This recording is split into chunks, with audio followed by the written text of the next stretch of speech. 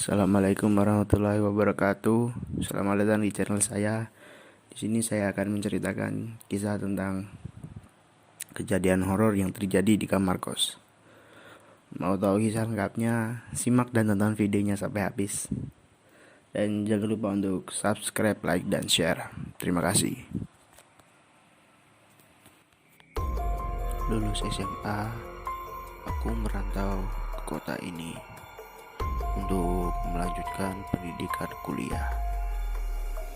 Dan kampus tempat di mana aku berkuliah memiliki tempat yang cukup strategis dan ramai. Dan di sekitar kampusku ada beberapa kampus lain. Salah satunya adalah kampus seni. Aku mendapatkan kos-kosan yang menurutku cukup nyaman. Bangunannya luas dan bertingkat 2. Kamarku berada di lantai nomor 2. Dan sepertinya kamar-kamar di sebelah kamarku kosong. Mungkin juga ada orang yang menempatinya, namun aku belum pernah bertemu dengan mereka. Ya, mungkin saja karena aku masih baru ngekos di sini. Aku ingat malam itu adalah malam minggu pertama aku di sana. Dan salah satu teman SMA aku yang kebetulan juga kuliah di kampus yang sama denganku, namun beda kos-kosan, dia mengajakku keluar malam minggu itu. Dan kami pun nongkrong sambil ngopi. Dan karena keasikan, sampai-sampai aku lupa waktu. Tak terasa tiba-tiba jam sudah menunjukkan pukul 1 malam. Dan aku pun memutuskan untuk kembali ke kos-kosanku. Takutnya gerbang kos-kosanku ditutup oleh pemiliknya. Dan sekitar jam 2 malam aku sampai di kos-kosanku. Dan ternyata pintu gerbangnya tidak dikunci. Namun meski begitu, suasana di kos-kosanku sangat sunyi. Tidak ada siapapun di sana. Ya, meskipun ini adalah malam minggu, tapi mengingat sudah pukul 2 pagi, pasti di kos sebagian sudah pada tidur. Dan sebagiannya pasti tidak punya niatan untuk kembali kos-kosan. Aku pun segera masuk ke dalam kamar kosku. Dan ketika aku menaiki tangga, aku berusaha untuk melangkah dengan pelan agar tidak membangunkan penghuni kos yang lain.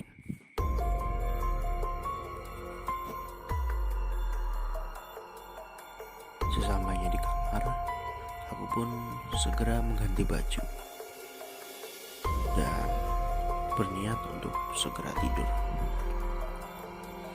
Namun aku yang sudah mematikan lampu dan menghidupkan kipas angin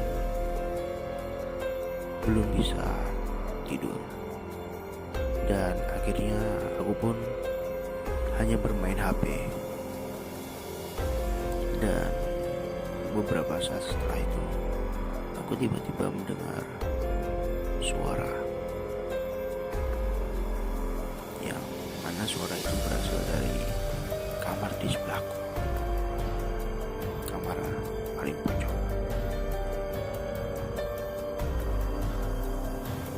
Awalnya suara itu hanya terdengar sayup-sayup. Namun beberapa lama kemudian aku mendengar suara itu seperti suara alat musik biola. Dan aku pun berpikir bahwa ternyata kamar pojok itu ada penghuninya. Dan setelah aku dengar suara biola itu cukup merdu, aku pun berpikir bahwa yang menempati kamar itu adalah mahasiswa yang kuliah di kuliah seni, karena di sana memang ada jurusan musik.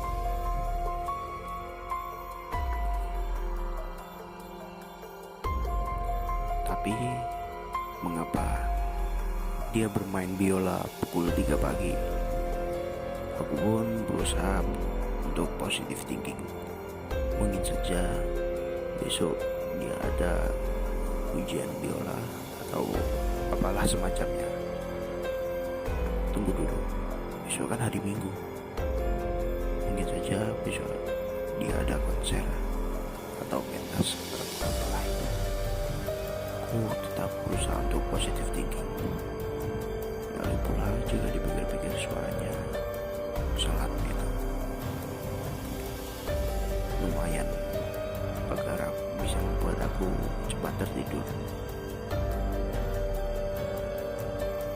Dan baru saja aku membatin tentangnya, tiba-tiba suaranya berganti menjadi suara seorang lelaki yang sayup-sayup, terdengar sangat merdu, sama seperti permainan biolanya sebelumnya. Dan ketika aku dengar nyanyiannya seperti nyanyian bahasa asing, musik klasik, tapi sepertinya ini bukan bahasa Inggris.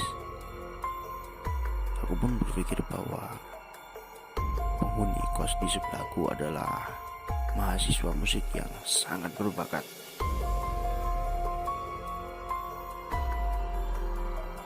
Dan entah berapa lama aku mendengarkan suara nyanyian dari mas penghuni kos di sebelah kamarku. Tiba-tiba aku pun tak tidur.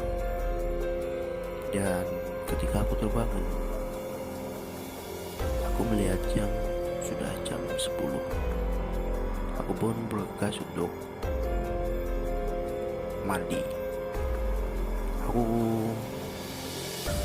keluar kamar dan segera menuju kamar mandi kos, yang dimana kamar mandi itu tepat berada di samping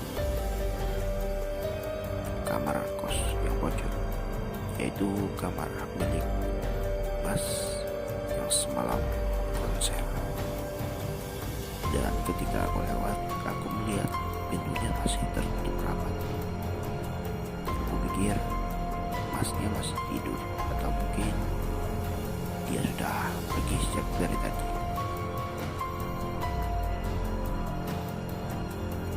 Dan setelah selesai mandi, aku pun mencari sarapan. Dan aku pun menuju ke sebuah warung makan yang berada tepat di depan kosku.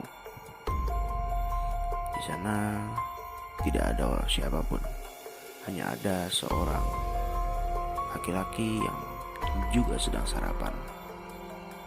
Dan ketika ia melihat aku keluar dari kosku, ia pun menyapaku dan bertanya, "Masnya mau kos di sana, Mas?" Aku berpikir bahwa ia adalah tetangga kosku. Aku pun membalas, "Iya, masnya juga ngekos di situ." Dia pun mengangguk, mengiyakan pertanyaanku sebelumnya. Kemudian kami pun berkenalan, dan ternyata namanya adalah Mas Dedi. Ia telah 2 tahun kos di kos ini.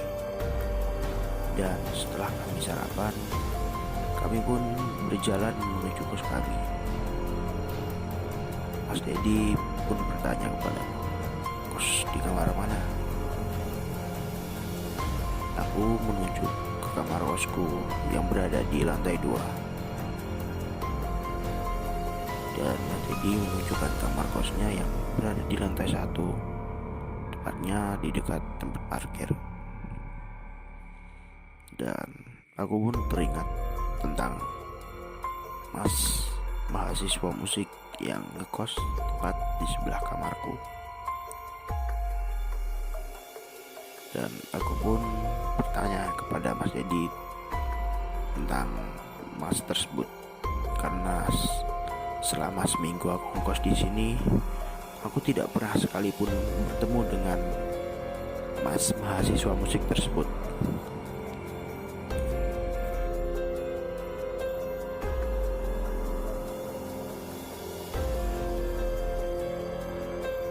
Mas, kalau soal mahasiswa musik yang kamarnya tepat berada di sebelah kamarku, Mas kenal nggak?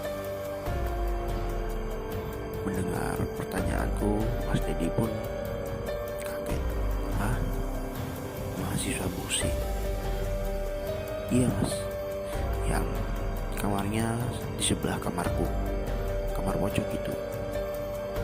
Mas Dedi pun terdiam dan sepertinya dari raut wajah Mas Dedi, ia berpikir keras dan aku pun paham ada yang gak beres. Aku pun berkata kepada Mas Dedi, oh kalau gak kenal juga gak apa-apa Mas, santai aja, hehe. Aku berusaha untuk mencairkan suasana.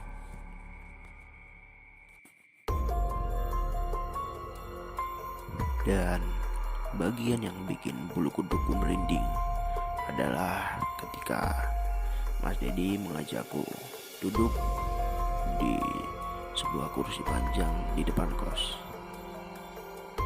Dan Mas Dedi pun bertanya, kenapa aku bisa menduga-duga soal mahasiswa musik di kamar kos di sebelah kamarku. Aku menjelaskan bahwa tadi malam aku mendengar suara nyanyian dari mahasiswa musik tersebut.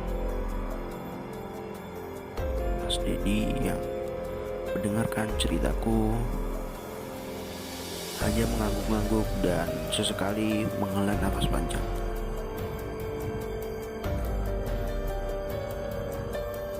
Dan setelah aku selesai bercerita, Mas Dedi pun mulai bercerita. Dan ternyata kamar pojok di sebelah kamarku itu sudah hampir setahun ini kosong. Lalu siapa yang semalam konser, pikirku. Dan Mas Dedi pun melanjutkan ceritanya bahwa setahun yang lalu ada seorang yang menempati kamar tersebut. Dia memang bukan mahasiswa musik, namun dia memiliki hobi bermain biola dan sekaligus bernyanyi. Dan selama dia ngekos di sini, para penghuni kos lain sudah tidak heran ketika mendengar suara biola dan nyanyiannya.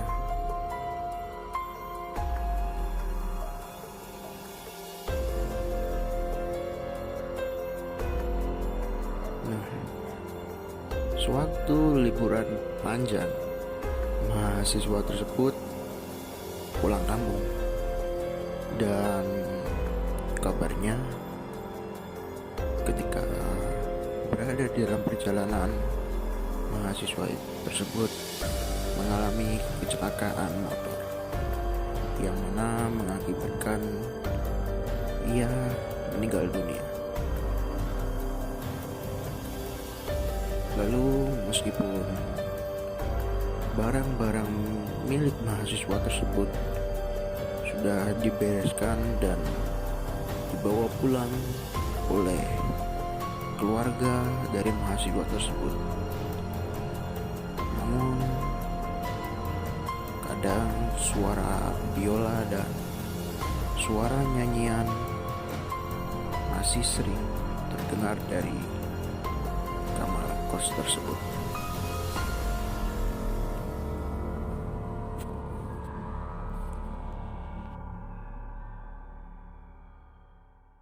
Sial, jadi suara biola dan suara nyanyian yang aku dengar tadi malam adalah sudahlah.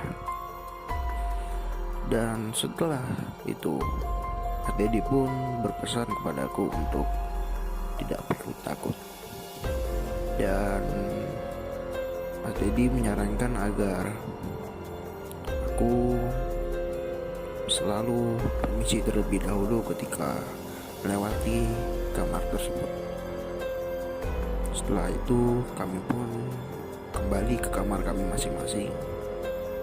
Dan meskipun begitu, ketika aku lewat di depan kamar tersebut, aku masih saja merasakan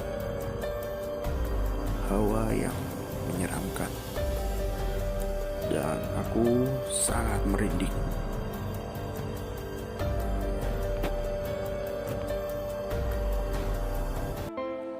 Malam-malam setelahnya, aku sudah tidak pernah mendengar suara biola ataupun suara nyanyian. Ya, mungkin aku pikir siapapun atau apapun yang penghuni kamar tersebut hanya ingin berkenalan. Lagian aku juga penghuni baru. Dan yang penting aku tidak mengganggunya dan bersikap baik. Aku justru berusaha untuk mendoakan almarhum agar tenang di alam sana.